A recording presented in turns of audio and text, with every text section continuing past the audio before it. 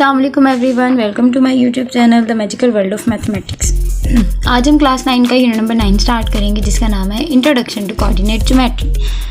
सबसे पहले हमारे पास डिस्टेंस फार्मूला है, उसमें क्या क्या चीज़ें आती हैं वो देख लेते हैं। सबसे पहले है कोऑर्डिनेट ज्योमेट्री, तो जिसका इंट्रोडक्शन पढ़ना है पहले उसी के बारे में देख लेते हैं।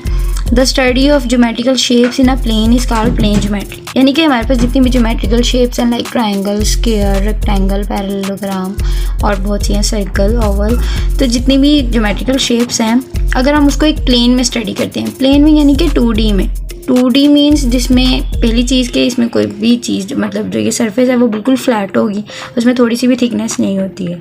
उसके अलावा इस तरह की शेप्स जिनकी सिर्फ लेंथ एंड विड्थ होती है जो 2 डायमेंशनल होती हैं, ठीक है। ज्योमेट्रिकल शेप्स भी इस तरह की हम लोगों ने बहुत सी पढ़ी हैं और प्लेन में हम लोग इस तरह की चीज़ों को अगर डिस्कस करते हैं तो वो हमारे पास प्लेन ज्योमेट्री बन जाती है। नेक्स्ट है हमारे पास coordinate geometry is the study of geometrical shapes in the Cartesian plane और कोऑर्डिनेट प्लेन। कोऑर्डिनेट ज्योमेट्री हमारे पास असल में क्या होती है कि हम ये जितनी भी ज्योमेट्रिकल शेप्स हैं उनको कार्टेशियन प्लेन में पढ़ें। कार्टेशियन प्लेन या कोऑर्डिनेट प्लेन से मुराद XY प्लेन है, 2D प्लेन ही कहलाता है। फ़र्क सिर्फ इतना होता है कि हम लोग प्लेन ज्योमेट्री के अंदर सिर्फ प्लेन की बात करते हैं, मतलब वहाँ पर जो थिकनेस है वो बिल्कुल ज़ीरो होती है। कार्टेशियन प्लेन के अंदर हमारे पास जो कोऑर्डिनेट प्लेन है उसके अंदर हमारे पास X और Y दो कोऑर्डिनेट्स आ जाते हैं, तो उसके हिसाब से वो शेप्स जो हैं वो डिफरेंट और तरह की शेप्स में चेंज हो जाती हैं, ठीक है। तो उसके बाद हमारे पास आगे आता है we know that a plane is divided into 4 quadrants by 2 perpendicular lines called the axis intersecting at origin. अब हमारे पास जो प्लेन है वो असल में 4 क्वाड्रेंट्स में डिवाइड होता है और डिवाइड किस तरीके से होता है, 2 परपेंडिकुलर लाइन से, यानी कि वो आपस में 90 का एंगल बनाते हैं और उन जो लाइंस आपस में एक दूसरे को परपेंडिकुलरली इंटरसेक्ट कर रही होती हैं वो असल में एक्सिस कहलाती हैं और जहाँ पर इंटरसेक्ट करती हैं वो ओरिजिन कहलाती है, ठीक है। उसके बाद हम लोगों ने आगे इसमें 1-to-1 कॉरेस्पॉन्डेंस भी देखनी है, ऑर्डर पेयर भी हम लोगों ने देखने हैं, यहाँ पर यूज़ होते हैं, तो वो सारी चीज़ें जो है ना वो यहाँ पर देखी जाएंगी। फिर हमारे पास आता है finding the distance between 2 points. अब हम 2 पॉइंट्स के दरमियान में डिस्टेंस किस तरीके से फाइंड आउट करते हैं हमने वो देखना है। लेट कर लिया कि P के अंदर जो कोऑर्डिनेट्स हैं वो X1 और Y1 है, ठीक है, और Q के अंदर जो कोऑर्डिनेट्स हैं वो X2 और Y2 है। ये ऑर्डर पेयर की फॉर्म में लिखे होते हैं। ऑर्डर पेयर हमारे पास पीछे ऑर्डर पेयर की जो डेफिनेशन है सिंपली देखी जाए तो मतलब ये चीज़ होती है कि इसके अंदर जो आपके पास एलिमेंट्स होते हैं स्मॉल ब्रैकेट्स में लिखे जाते हैं, ठीक है। रियल नंबर्स होते हैं कोमा से सेपरेट किए जाते हैं और पहला जो एलिमेंट है वो X1 का मतलब X एक्सिस का होता है और दूसरा जो एलिमेंट है वो Y एक्सिस का होता है। और अल्फ़ाबेटिकली भी अगर हम देखें तो X पहले आता है Y बाद में आता है, तो ऑर्डर पेयर भी अल्फ़ाबेटिकली ही लिखा जाता है, ठीक है। X की वैल्यू पहले लिखी जाती है, Y की वैल्यू बाद में लिखी जाती है। अब हमने यहाँ पर 2 पॉइंट्स ले लिए हैं P और Q। Be 2 points in the coordinate plane where D is the length of the line segment PQ such that PQ की जो लेंथ है वो असल में इक्वल है D के, यानी कि D जो है ना वो P से लेके Q तक का जो डिस्टेंस है वो कह लें कि वो हमारे पास D है। तो अब हमारे पास जो ये आपके पास यहाँ पर उन्होंने ग्राफ बना के दिखाया हुआ है, ये आपके पास X एक्सिस है, ये आपके पास Y एक्सिस है, ठीक है। कार्टेशियन प्लेन हमने बनाया हुआ है। एक हमारे पास P पॉइंट है, एक हमारे पास Q पॉइंट है। अब उन्होंने बोला P से लेके Q तक का जो डिस्टेंस है ना वो D है, ठीक है। तो हम लोगों ने असल में बेसिकली इस D की वैल्यू निकाल के बतानी है कि वो कितना डिस्टेंस है। हमने लेट किया हुआ है कि P1 और Y1 हमारे पास पॉइंट्स के कोऑर्डिनेट्स हैं और Q पॉइंट के जो है ना वो X2 और Y2 है। फिर उन्होंने बोला the line segment MQ and LP parallel to Y axis meet X axis at point M and L। अब हमने एक लाइन ले ली है LP, ठीक है, और MQ, यानी कि P मैं आपको ना पेज पे करके दिखाती हूँ। असल में आपके पास जो है ना वो चीज़ इस तरीके से है कि आपके पास बेसिकली जैसे एक 2D प्लेन है, ठीक है। सपोज कर लेंगे X एक्सिस है, ये Y एक्सिस है, उसके अलावा जो पीछे है उसको जाने दें। यहाँ पर आपका ओरिजिन है। अब जो चीज़ें आपने निकालनी है, जो चीज़ें हमने देखनी है वो देखते हैं। सबसे पहले उन्होंने हमें बोला है कि आपके पास P और Q 2 डिस्टेंस है, ठीक है। अब उन्होंने हमें एक पॉइंट P दिया हुआ है, एक पॉइंट Q दिया हुआ है। P आपके पास जो है ना वो X1 और Y1 है और Q आपके पास जो है ना वो X2 और Y2 है, ठीक है। अब वो कहते हैं P से लेके Q तक का जो डिस्टेंस है ना उसको हमने D का नाम दिया है। हमने इस D की वैल्यू उनको निकाल के बतानी है वो क्या है। अब हमने क्या किया, हम लोगों ने किया कि एक लाइन सेगमेंट ले ली P से मतलब जो एक्स एक्सिस को जहाँ पर उसको मिलाए, और एक लाइन सेगमेंट ले ली क्यू से जो उसको एक्स एक्सिस पे जाकर मिलाए। इसको नाम दे दिया हमने एल का, इसको नाम हमने दे दिया एम का, ठीक है। अब एक लाइन बन गई पी एल, एक लाइन सेगमेंट बन गई क्यू एम।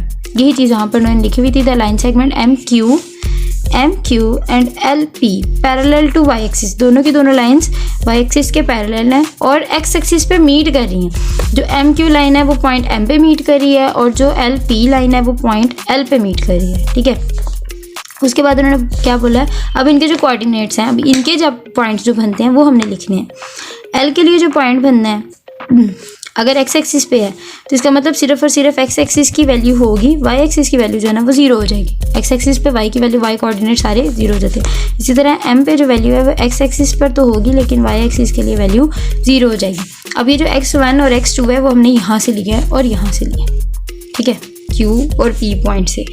बेसिकली ये चीज़ है, ओरिजिन से लेकर L तक का जो डिस्टेंस है वो हमारे पास x1 है, ठीक है, और ओरिजिन से लेके M तक का जो डिस्टेंस है वो हमारे पास x2 है। और ये चीज़ हमें ये पॉइंट्स बता रहे हैं, ठीक है।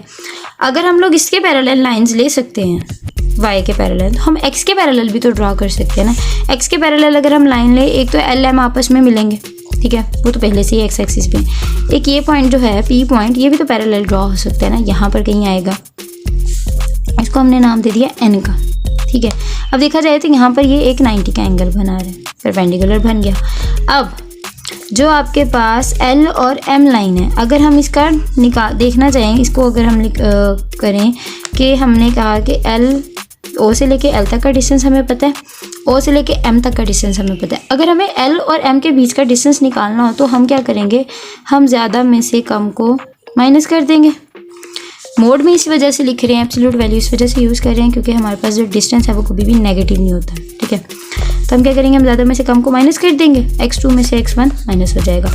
अब ये लाइन इस लाइन के पैरेलल है तो जो डिस्टेंस, जो वैल्यू इसकी है वही वैल्यू इसकी भी होगी। ये बन गया x2 माइनस x1, ठीक है।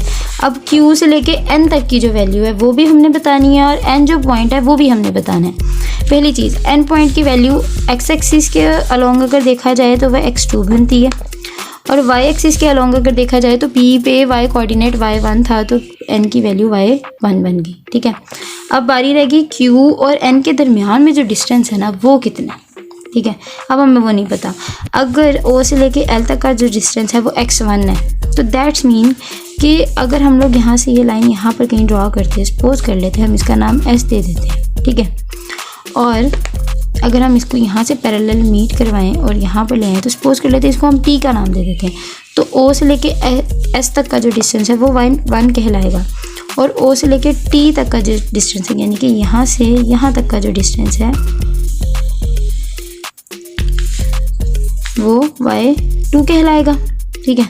तो अगर हम लोगों ने S और T के दरमियान का जो डिस्टेंस है वो निकालना हो तो हम लोग y2 में से y1 को माइनस कर देंगे तो हमारे पास ये वैल्यू भी बन गई, हमारे पास सारी की सारी वैल्यूज़ आ गई हैं, ठीक है। अब अगर हम देखें, अब ये सारी चीज़ें जो मैंने आपको यहाँ पर ड्रॉ करके बताई हैं ना वही सारी चीज़ें उन्होंने यहाँ पर लिखी हुई हैं। पहले उन्होंने बोला कि लाइन सेगमेंट MQ है, एक लाइन सेगमेंट LP है, पैरेलल हैं वाई एक्सिस के दोनों और एक्स एक्सिस पे मीट कर रहे हैं M और L पे respectively with coordinate M x2 और 0 और L का है x1 और 0। अब उन्होंने एक लाइन सेगमेंट कह दी PN parallel to X axis, मैंने आपको बता दिया कैसे ड्रॉ हुई है। अब अगर देखा जाए तो आपके पास एक राइट एंगल ट्रायंगल ड्रॉ हो गई है, आप इसको PNQ कह लो या QNP कह लो क्योंकि राइट एंगल है तो 90 का एंगल मैटर करता है। तो हमारे पास एक राइट एंगल ट्रायंगल ड्रॉ हो गई है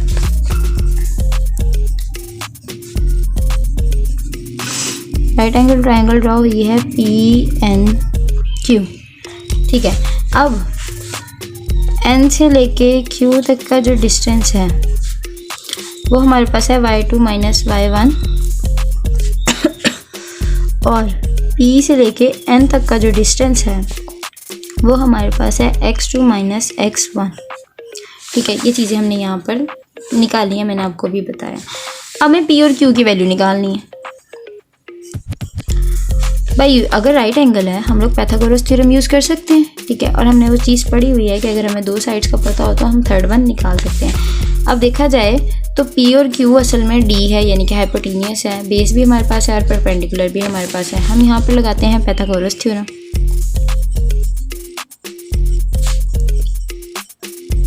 अगर हम यहाँ पे पाइथागोरस थ्योरम लगाते हैं, वो हमारे पास होता है हाइपोटेनियस का square is equal to base का स्क्वायर प्लस परपेंडिकुलर का स्क्वायर।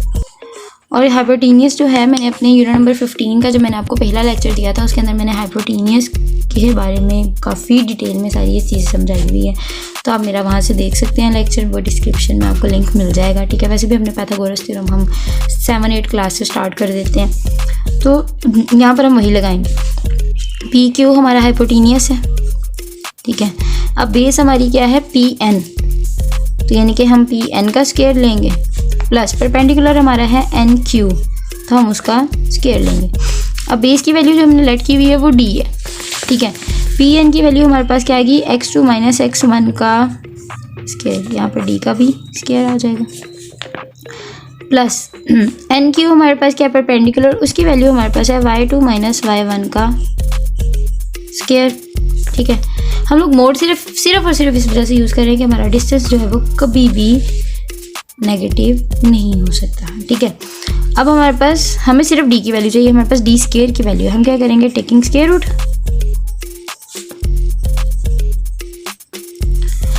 तो ये बन जाएगा सिंपल डी, और यहाँ पे बन जाएगा हमारे पास प्लस माइनस के साथ x2 माइनस x1 का square plus y2 minus y1 का स्क्वायर। और जब भी हम स्क्वायर रूट लेते हैं हमारी वैल्यू हमेशा प्लस माइनस में आती है। उसकी एक बेसिक सी रीज़न होती है कि वेरिएबल्स हैं सारे, हमें नहीं एग्जैक्टली पता कि इसका सोल्यूशन जो है वो पॉजिटिव होगा या नेगेटिव होगा, इसलिए हम उसको प्लस माइनस में लिखते हैं। लेकिन यहाँ पर इस जगह पर आपकी डी की वैल्यू जो है ना वो पॉजिटिव x2 माइनस x1 का square plus y2 minus y1 का स्क्वायर होगा, क्योंकि ये डिस्टेंस है और d जो है वो हमेशा 0 से बड़ा होगा, ठीक है। तो ये प्रूफ था और ये पेपर्स में आ भी जाता होता है कभी कभार। उसके अलावा डेफिनेशंस थे, अगर आपको कुछ ना समझ आए आप कमेंट सेक्शन में पूछ सकते हैं, और आप मेरे चैनल को सब्सक्राइब करें, वीडियो को लाइक करें। Thank you for watching. अल्लाह हाफिज़।